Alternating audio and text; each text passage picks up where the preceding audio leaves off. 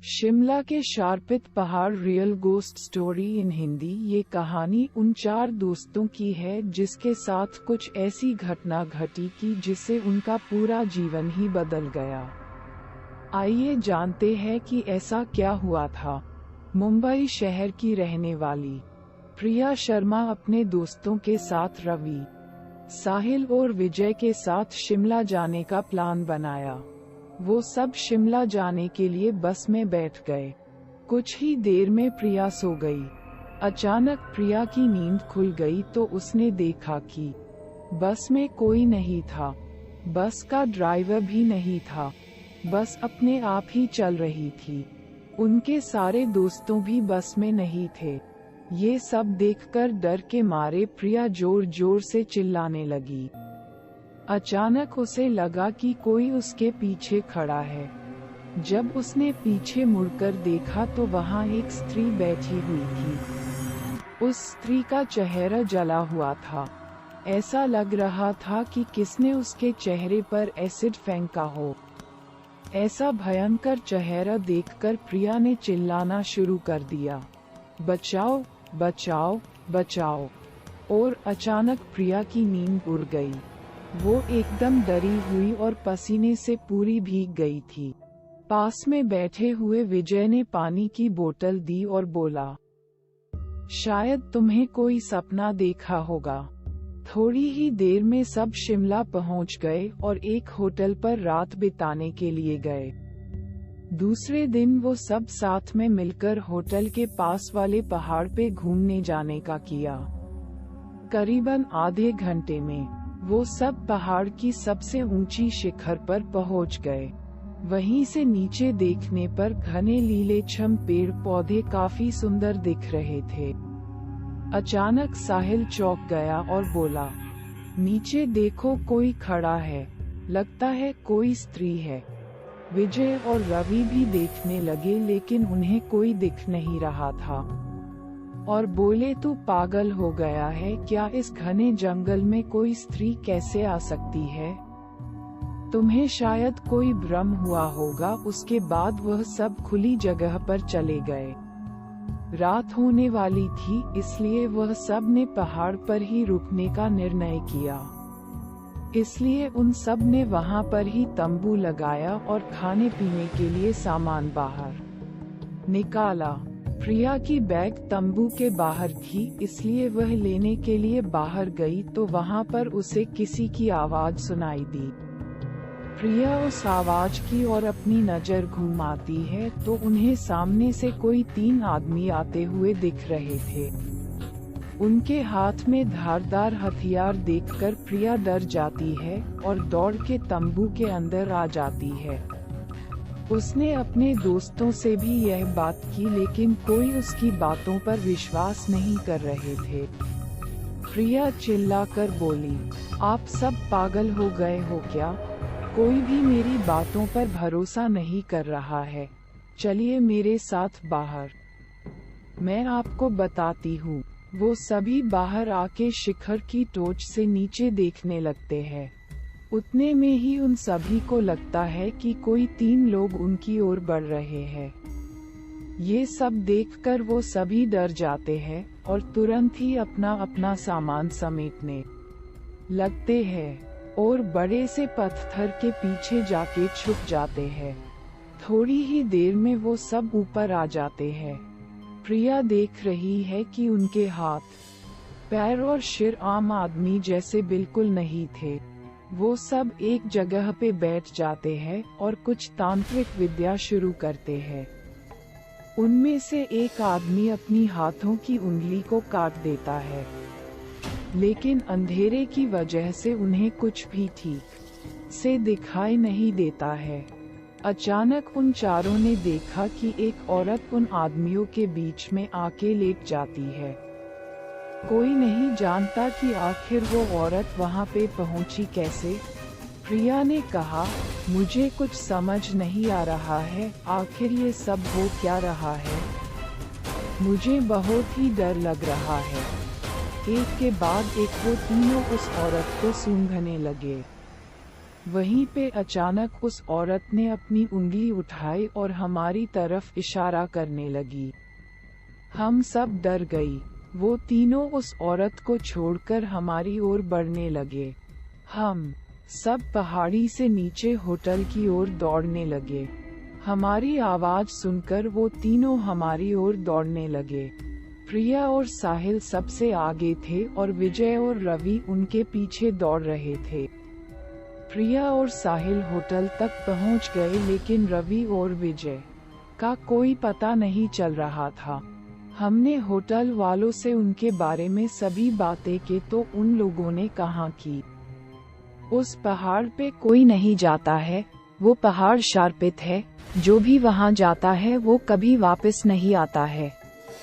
आपकी किस्मत अच्छी थी कि आप अभी जिंदा है, लेकिन हमारे दोस्त रवि और विजय कभी भी वापस लौट के नहीं आए। हमने उन्हें ढूंढने का बहुत ही कोशिश की, पुलिस कंप्लेन भी करवाई, लेकिन कोई फर्क नहीं पड़ा। दोस्तों, अगर आपको मेरी यह कहानी शिमला के शार्पित पहाड़ real ghost story in Hindi पसंद आई हो तो शेयर जरूर करना।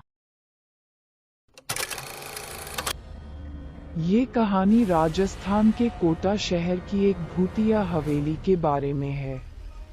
ये हवेली राजा महाराजा के समय में बनाई हुई थी, लेकिन पिछले 18 सालों से इस हवेली में आज तक कोई भी रहने के लिए नहीं आया है।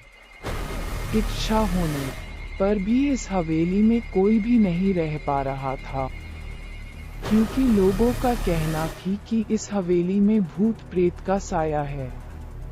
जब अजीत सिंह को इस हवेली के बारे में पता चला तो उसने तय किया कि वो इस रहस्य को जानकर ही रहेगा। क्यों लोग इस हवेली में नहीं रह पा रहे हैं? उसने मजबूत इच्छा शक्ति से हवेली में रहने की पूरी तैयारी कर ली। जब उसने हवेली के अंदर जाने के लिए पैर आगे बढ़ाए तो दरवाजे पे किसी अनजान व्यक्ति ने उसे रोक लिया और नजदीक जाके बोले, कौन हो आप और किधर जा रहे हो? अजित सिंह ने जवाब देने के बजाय उसने सामने सवाल किया, जी आप कौन? मेरा नाम अर्जुन सिंह है और मैं यही पास में ही रहता हूँ। अजित सिंह ने कहा, ओह अच्छा, मैंने सुना है कि यह एक भूतिया हवेली है और यहाँ कोई नहीं आ पाता है, इसलिए मैं इस हवेली में एक दिन रुकने का फैसला किया है। अर्जुन सिंह ने कहा, जी हाँ, आपने सही सुना है और आप भी अंदर मत जाइए। मेरी माने तो आप भी वापस लौट जाइए, यहाँ बहुत खतरा है। ये सुनकर अजीत सिंह खुश हो गया, जैसे उन्हें कोई लॉटरी लग गई हो। अर्जुन ने उसकी खुशी को देखकर बोला, आप क्यों खुश हो रहे हो? आपको तो भूत का नाम सुनकर डर लगना चाहिए। शायद आपको पता नहीं होगा कि मैं भूत प्रेत में काफी दिलचस्पी रखता हूँ। अगर इस हवेली में भूत है तो मैं अंदर जरूर जाऊंगा और सारी सच्चाई का पता भी लगाऊंगा। इतना कहकर अजीत सिंह उस हवेली में चले गए। अंदर जाके अजित ने अपनी बैग को साइड में रखा और हवेली के चारों ओर देखने लगा। सारे रूम भी चेक कर लिए। बाद में ड्राइंग रूम में आके सोफे पर बैठ गया। उसने वहां बैठकर दारू के 2-4 पैग भी पिए। वहीं अचानक उस रूम में लाइट का एक बल्ब चालू बंद होने लगी, लेकिन अजीत ने उस पर ध्यान नहीं दिया। थोड़ी देर बाद दूसरा बल्ब चालू बंद होने लगा। फिर तो हवेली की सारी लाइट चालू बंद होने लगी। ये सब देखकर अजीत अपनी जगह पे खड़ा हो गया और संपूर्ण सावचेत हो गया। अचानक उसके सामने एक छोटा टेबल हवा में उड़ने लगा। करीबन 6 फुट हवा में ऊपर जाके गोल गोल घूमने लगा और बाद में अजीत की ओर तेजी से आने लगा। अजित ने तुरंत ही अपने जगह बदल दी और दूसरी ओर चला गया और वो टेबल वहीं जाके गिरा जहाँ अजित खड़ा था। अजीत कुछ समझ पाता उतने में सोफे की शीट उसकी ओर आने लगी। वो जल्द खड़ा हो गया और छलांग लगा के दूसरी ओर कूद गया, जिसके कारण सोफा दीवार को टकराया और अजीत बच गया।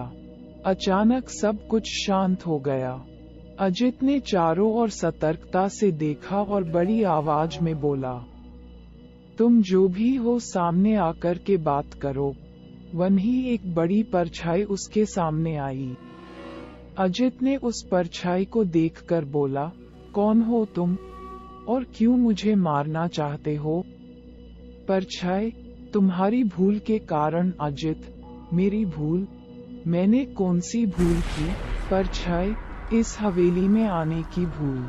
मैं किसी को भी इस हवेली में खुश नहीं देख सकता। अजित, लेकिन क्यों? वो परछाई ने जवाब दिया, आज से 18 साल पहले इस हवेली के मालिक ने मुझे यहीं पे ही मार डाला था। मेरी कोई गलती भी नहीं थी। इस कारण की वजह से मेरी आत्मा इस हवेली में भटकती रहती है। मैं किसी को भी इस हवेली में नहीं रहने दूंगा, क्योंकि इस हवेली में मेरा खून हुआ था। इस हवेली में जो भी रहने के लिए आएगा उसकी मौत होगी। अजित ने कहा, मैं तुम्हें अपने असली रूप में देखना चाहता हूँ। तुम्हें मारने से पहले मैं तेरी यह इच्छा अवश्य पूरी करूँगा। और उस परछाई ने एक भयानक दरमियाना रूप ले लिया। उसका चेहरा इतना भयानक था कि अजीत भी एक क्षण के लिए डर गया था, लेकिन दूसरी ही क्षण में उसने अपने आप पर काबू पा लिया। बाद में इसने अपनी जेब में से सफेद पावडर निकाला और उस भूत के पर फेंक दिया। भूत के पर पावडर पड़ते ही वो जलने लग गया। बड़ी बड़ी ज्वाला ही उठने लगी। वो बहुत जोर जोर से चिल्लाने लगा और बाद में पूरी तरह से जल गया। उसके बाद अजीत ने चैन से सांस लिया और वहीं पर सो गया। दूसरे दिन सुबह जब अजीत को सही सलामत हवेली से बाहर आते देख अर्जुन को आश्चर्य हुआ। अर्जुन ने अजीत से पूछा, तुम कैसे जिंदा हो? जब अजीत ने अर्जुन को कल रात को घटी घटना को पूरी तरह से बताया और बोला, अब ये हवेली भूतिया हवेली नहीं रही। दोस्तों, आपको ये कहानी राजस्थान के कोटा की भूतिया हवेली कैसी लगी, प्लीज हमें कमेंट करके जरूर बताएं।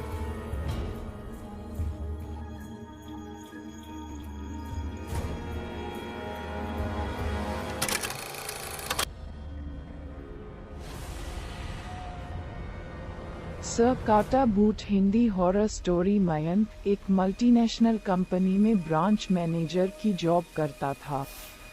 एक दिन मयंक को ऑफिस से घर जाने के लिए लेट हो गया था। सर्दी की मौसम होने के कारण रात भी जल्दी हो गई थी। ठंड भी बहुत शुरू हो चुकी थी। रास्ते में चलते चलते मयंक को अचानक एक आवाज सुनाई दी, रुक जाओ। मयंक वहीं पर ही रुक गया और पीछे मुड़ के देखा, लेकिन पीछे कोई भी नहीं था। फिर से वही आवाज सुनाई दी, सामने देखो। जैसे ही मयंक ने सामने देखा तो उसे जमीन पर कुछ चमकती हुई चीज दिखाई दी।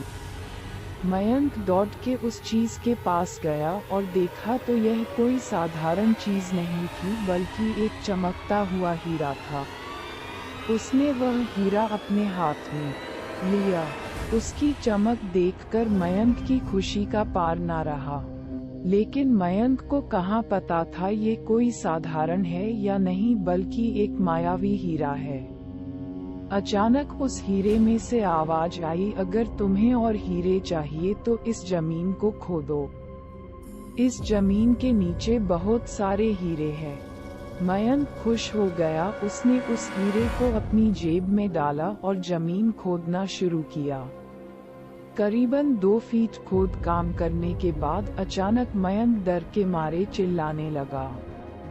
इसके कारण उसका संतुलन हो गया और जमीन पर गिर पड़ा, क्योंकि उस गड्ढे में से हीरे मोती नहीं बल्कि किसी इंसान का कटा हुआ सर मिला। अचानक वह सर हवा में उड़ने लगा और बोला, डरो मत, मैं तुम्हें कोई हानि नहीं पहुंचागा। मैं तुम्हें बहुत सारे हीरे जवेरात भी दूंगा। बस मेरी बात ध्यान से सुनो, मैं जहां जाता हूं वहां मेरे पीछे आओ। फिर वह सिर हवा में उड़ा और जंगल की ओर बढ़ने लगा। करीबन 1 किलोमीटर चलने के बाद वह सिर रुक गया। मयंक भी रुक गया। फिर उस सिर ने मयंक से कहा, इस जमीन के भीतर बहुत सारे हीरे मोती जवाहरात छुपे हुए हैं। इस जमीन पे खोद काम शुरू करो। मयंक खुश हो गया और उस जमीन को खोदना शुरू कर दिया। खोदते खोदते उस जमीन के नीचे हीरा मोती तो नहीं मिले, बल्कि उस सिर का कटा हुआ धड़ मिला। उस सिर ने कहा, अब तुम्हें एक आखिरी काम करना है, उसके बाद मैं तुम्हें मालामाल कर दूंगा। तुम्हें कहीं से भी 1 लोटा खून लाना होगा। मयंक ने बोला, 1 लोटा खून? पर मैं 1 लोटा खून कहाँ से लाऊंगा? उस सिर ने कहा, चलो मेरे साथ। वो डरावना चेहरा मयंक को साथ लेकर थोड़ी दूरी पे गया। वहाँ उसे एक इंसान को जाते हुए देखा। वो सिर बोला, उस इंसान को मारकर उसका खून ले आओ। मयंक डर गया और बोला, नहीं नहीं, यह मुझसे नहीं होगा, मैं यह नहीं कर सकता। अगर तुमने ये काम नहीं किया तो मैं तुझे बहुत बड़ी मुसीबत में डाल दूंगा। फिर तुम्हारी पूरी जिंदगी नर्क बन जाएगी। मयंक ने हाथ जोड़कर उसे कहा, मुझे माफ कर दो। अगर मैंने उसे मार तो मुझे पुलिस गिरफ्तार कर देगी और मुझे जेल जाना पड़ेगा। उस सिर ने अपने तंत्र मंत्र की शक्ति से एक छुरी और लोटा प्रकट किया और गुस्से से बोला, अगर तुम मेरा ये काम नहीं करोगे तो मैं तुम्हारे पूरे परिवार को मौत के घाट उतार दूंगा। मयंक ने मजबूरी में आकर उस आदमी को मार डाला और उसका खून लेकर उस सिर के पास गया। वो सिर खून को देखकर बहुत खुश हुआ और बोला, ये खून मेरे शरीर पे डाल दे। उस सिर के कहने पर मयंक ने खून को उसके शरीर पे डाल दिया। फिर कुछ ही देर में वो कटा हुआ सिर उस शरीर पे जुड़ गया। ये सब देखकर मयंक की हालत अब खराब होने लगी। वो उस भूत को देखकर काफी डर गया। जैसे ही वो भूत जिंदा हुआ तो जोर जोर से हंसने लगा और डरावनी आवाज में बोला, तुमने बहुत बड़ी गलती कर दी कि तुम्हें मुझे फिर से जिंदा कर दिया। अब मैं सिर्फ तुम्हें ही नहीं बल्कि इस पूरे शहर को मौत के घाट उतार दूंगा। डर के मारे मयंक के मुंह से आवाज भी नहीं निकल रही थी। वो अपनी जान बचाने के लिए वहां से दौड़ा, लेकिन उस भूत ने छलांग लगाकर मयंक को जमीन पे गिरा दिया और बोला, मुझे बहुत भूख लगी है, अब मैं तुम्हारा मांस खाऊंगा। जैसे ही उस भूत ने मांस खाने के लिए आगे बढ़ा कि तुरंत ही उसका सिर धड़ से अलग हो गया। मयंक समझ नहीं पाया कि आखिर यह चमत्कार हुआ कैसे। जब मयंक ने पीछे मुड़कर देखा तो एक अघोरी बाबा खड़े थे। उस अघोरी बाबा ने कहा, जब तुम उस आदमी को मारकर उसका खून ले जा रहे थे तभी मैंने देख लिया था और समझ गया कि कुछ तो बुरा होने वाला है, इसीलिए मैं तुम्हारे पीछे पीछे यहाँ तक चला आया और मैंने अपनी मंत्र की शक्ति से उस भूत को फिर से मार दिया। अब तुम निश्चित होकर अपने घर जाओ, अब तुम पर कोई खतरा नहीं है। आज भी मयंक उस बात को याद करता है तो उसकी रूह तक कांपने लगती है। दोस्तों, आपको ये कहानी कैसी लगी प्लीज हमें कमेंट करके जरूर बताएं।